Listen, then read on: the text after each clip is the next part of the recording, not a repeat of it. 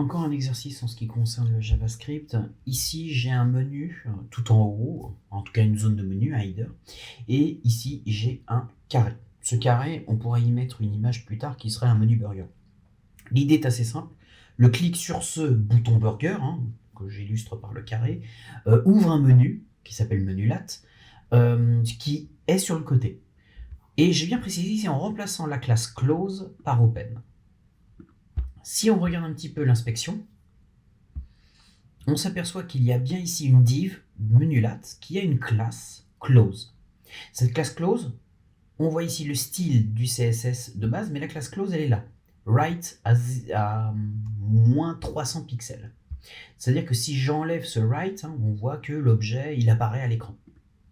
Si on regarde un tout petit peu mon code CSS, j'ai bien créé ici mon body, mon main menu, c'est toute la partie, le burger, voilà, c'est surtout menu lat qui nous intéresse.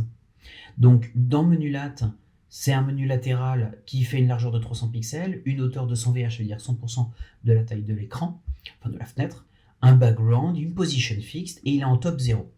Et ensuite, il a deux classes, open et close. Close, il fait moins 300 pixels sur la droite, c'est-à-dire qu'il sort de l'écran, parce qu'il fait lui-même 300 pixels, et open, une classe open qui dit right à 0 pixels, donc il serait pile poil sur le côté. L'idée, c'est de remplacer close par open et open par close. Je clique sur ce bouton, il s'ouvre. À l'intérieur, il y a une croix. En cliquant, une fois que le menu est arrivé, je cliquerai sur sa croix. Ça permettra de fermer le volet. Et bien c'est parti. Lors du clic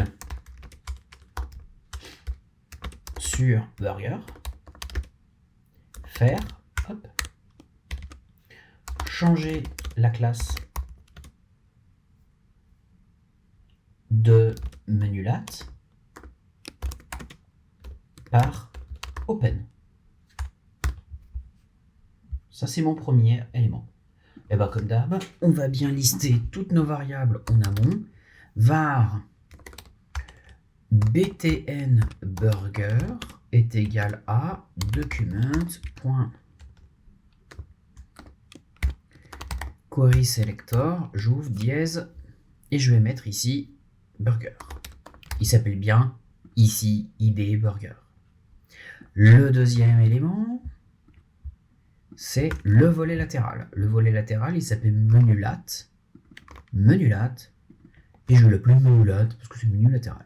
On sait qu'on doit faire également des actions sur les boutons fermés.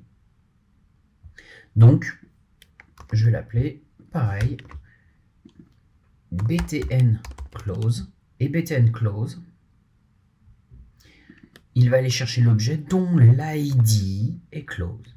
Parfait. Lors du clic sur le burger, faire btn burger point onClick est égal function, j'ouvre la parenthèse, j'ouvre mes accolades et je finis mon accolade ici. Changer la classe du menu lat par open. Donc là, je vais prendre menu lat et je vais modifier sa classe. Et c'est là où va y avoir un problème. C'est que là, je pourrais avoir l'idée de dire, oui, là, menu lat, il a sa classe. Donc, si je veux modifier son ID, par exemple, je ferai .id. Donc, forcément, pour modifier sa classe, ce sera .classe. Eh bien non, parce que classe, c'est un mot réservé pour faire autre chose en JavaScript. Ça sert à traiter, à faire fonctionner les objets en langage orienté objet.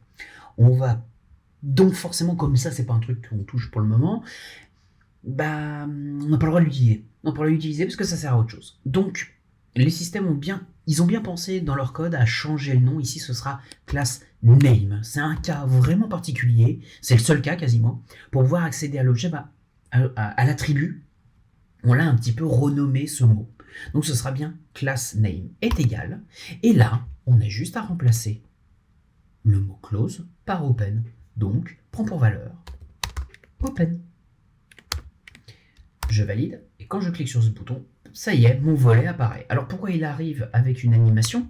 Parce qu'on lui passe de close à open, donc qu'est-ce qui change entre l'un et l'autre ? C'est le right, et dans menu lat, qui est la div, en elle-même, il y a une transition. Il y a une transition sur la totalité des propriétés CSS. Je leur mets une transition de tant de secondes et avec tel type d'animation. Donc, ça bouge tout seul. Je recommence, je clique et hop, ça s'ouvre. Voilà, ça c'est fait. Ensuite, je veux que lorsque je clique sur la petite croix, ça ferme. C'est encore une nouvelle action parce que c'est pas le même objet. Alors c'est l'action clic, c'est sûr, c'est pas le même objet, puis c'est pas la même action derrière, c'est pas la même conséquence. Donc on est bien obligé de dire lors du clic sur la croix, alors faire. Et faire quoi? Changer la classe du menu latéral par close. Et c'est la même chose. Button close point onClick est égal à function. J'ouvre les parenthèses, j'ouvre mes accolades et je mets mon accolade ici. Changer la classe de menu latéral par close, c'est exactement la même chose. Hein. Menulat.className est égal à close. J'actualise, je clique sur ce bouton, ça s'ouvre, je clique sur ce bouton-là, ça se ferme. Et là, ça fonctionne. Là, c'est pile poil ce que l'on demande. On ne demande pas plus. Donc, en soi, par rapport à l'énoncé initial, l'exercice est terminé. On va se permettre d'aller un poil plus loin tout de même. Mon intérêt également, c'est que lorsque je clique ici, ça s'ouvre, mais normalement, je peux cliquer n'importe où, ça devrait pouvoir se fermer. Ce qui serait intéressant, c'est que ces zones-là, c'est quoi? C'est du vide. C'est body. Je pourrais faire exactement la même chose à body. C'est-à-dire que, oui, si ce bouton-là permet de fermer, peut-être que dans le vide, en cliquant, on peut faire la même action et fermer le volet. Je vais rajouter un nouvel objet, var, body, mais attention, body c'est pareil, c'est un peu comme classe, hein, ça peut être des noms un peu réservés. Donc attention, je vais l'appeler the body pour être sûr qu'il n'y ait pas de confusion avec des mots réservés. Ça peut arriver que dans certains cas vous ayez des mots comme ça. Pareil, hein, vous ne pouvez pas l'appeler document parce que vous voyez que vous utilisez document. Document c'est un mot réservé. Body c'est un mot réservé également, donc on va utiliser un autre terme. Body prend pour valeur document.query selector. J'ouvre les parenthèses. Et là, je vais écrire tout bêtement dans les guillemets body. Alors vous allez me dire, ouais, mais t'as pas mis de dièse. J'ai pas besoin de dièse. J'ai pas besoin de lui mettre un dièse. C'est un sélecteur CSS. Donc si je veux atteindre tous les A, je vais mettre A. Pas besoin de mettre un préfixe. Je veux tous les paragraphes. Je vais mettre P. Je veux toutes les images. Je mets IMG. Je veux tous les body, sachant qu'il n'y en a qu'un seul. Body. Et faire exactement la même chose. Body. Alors je vais même copier-coller ça, parce que c'est exactement la même chose. Si sur le body je fais un clic, alors fermer le volet. Et là, je réactualise, donc maintenant j'ouvre mon volet et il ne marche plus. Mon volet ne marche plus. Alors c'est bizarre quand même parce que il s'ouvre plus. Et c'est pas du tout ce que j'ai demandé. Enfin, j'ai pas manipulé la partie qui l'ouvre. J'ai manipulé une partie qui se ferme. Donc pourquoi est-ce que ça marche pas?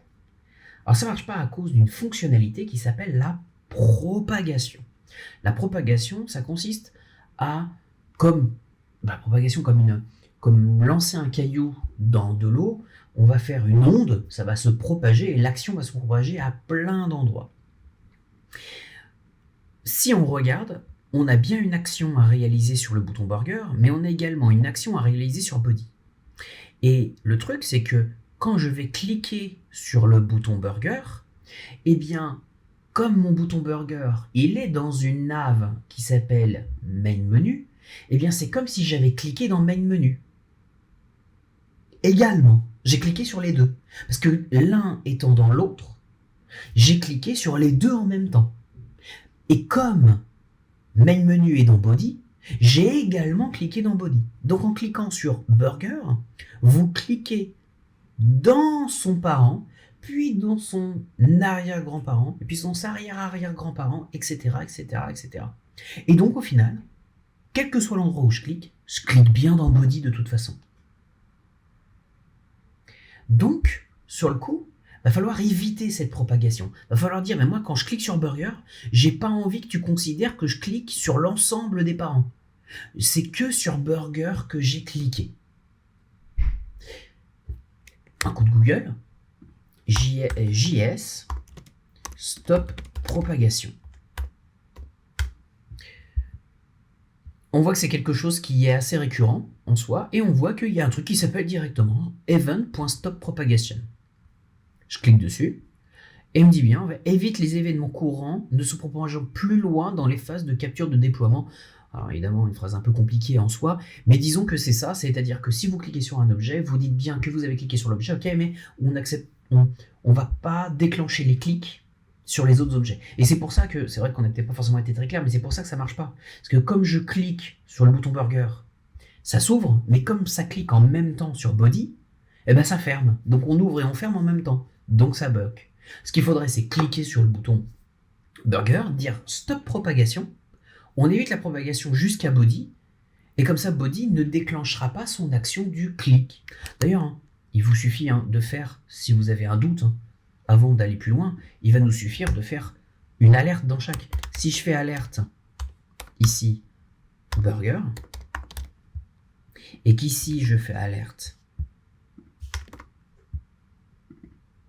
body, j'actualise, quand je clique sur ce bouton, il dit bien burger, mais il dit body également. Bref, il a déclenché les deux actions. Donc on a ouvert, puis on a quasiment fermé immédiatement. Donc forcément, ça marche pas. Grâce à ce stop propagation que j'ai trouvé, eh bien, on va éviter ce problème. Donc il y a juste à copier-coller event.stoppropagation. Je vais prendre ça, et lorsque je clique sur le burger, je stoppe la propagation pour éviter que ça touche le parent, le grand-parent, l'arrière-grand-parent, jusqu'à body. Je pense que je peux enlever mes alertes maintenant. On y retourne, j'actualise, je clique, ça y est, ça fonctionne. Et maintenant, si je clique dans cette zone-là, ça ferme le volet. Donc en cliquant sur body, ça ferme le volet. Je reclique sur le burger, ça n'ouvre que le volet puisque ça ne déclenche pas body. Par contre, maintenant, si je clique dans le vide, ici, quel que soit l'endroit, ça ferme. Maintenant, ce que je voudrais, c'est que quand j'ouvre ça, ça se ferme quand je clique sur cette partie-là, mais quand je clique ici, ça se ferme aussi. Et ça, je veux pas. Je veux que quand je clique sur ce bouton, oui, mais pas quand je clique sur cette zone-là. Eh bien, c'est exactement la même chose. On va faire un menu lat que j'ai déjà déclaré avant. Point onClick est égal function. Et lorsque je clique dessus, j'ai juste envie de stopper la propagation. J'ai pas envie qu'il déclenche la fermeture du volet. J'actualise, je clique sur le bouton. Si je clique dans cette zone-là, ça ne marche pas. Je clique sur là, ça ferme. J'ouvre, je clique sur la croix, ça y est, ça se ferme. C'est bon, ça fonctionne.